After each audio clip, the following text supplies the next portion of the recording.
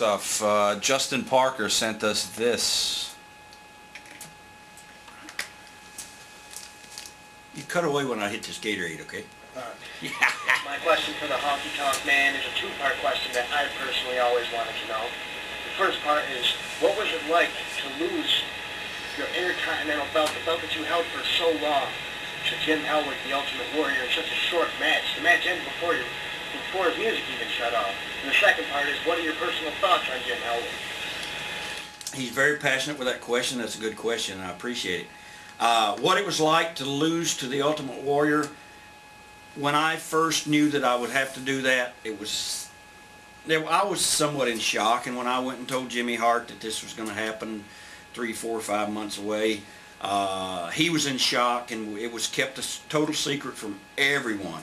Everyone. No one knew but myself, Vince, probably close office people in Vince's circle, and Hellwig himself. And it was totally kept away from the public and kept away from the locker room. Even the locker room was shocked. My first impression was, are you kidding me? This fucking guy? But anyway, it worked out to be best for both Hellwig, myself, and for the office, because they got what they needed to get a push on a guy that was going to take over Hogan's spot. It made Warrior look good because he beat the guy who said, hey, I can't be beat. Nobody can beat me. And he runs out and he beats me. It was good for me because it went 13 seconds. And if it had gone longer than that, it would expose me as a guy that couldn't carry this guy.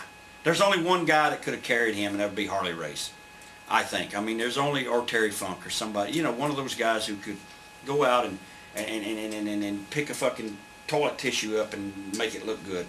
I wasn't that kind of guy. I was a razzmatazz, song and dance entertainer. That's what I do. I entertain. I'm not a wrestler. I learned how to wrestle, but I never used wrestling. So it was good for all three parties.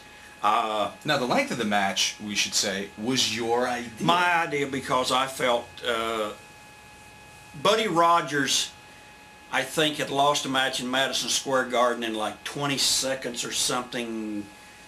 I'm not sure what it was. It was a very short period of time, but anyway, he had lost a match, and it did nothing to affect him. And me being a bad guy, the heel, the shorter, the better. Why go out and have a long, lengthy match and then lose that match? Then people go, well, you weren't as good a champion as you said you were. But when I go out and I say, I'll take, see, technically, now I'm going to technically, that was not the match on the card. It was me against Brutus the Barber Beefcake. So I said, I don't care, just get me anyone out here. So technically, I really didn't lose.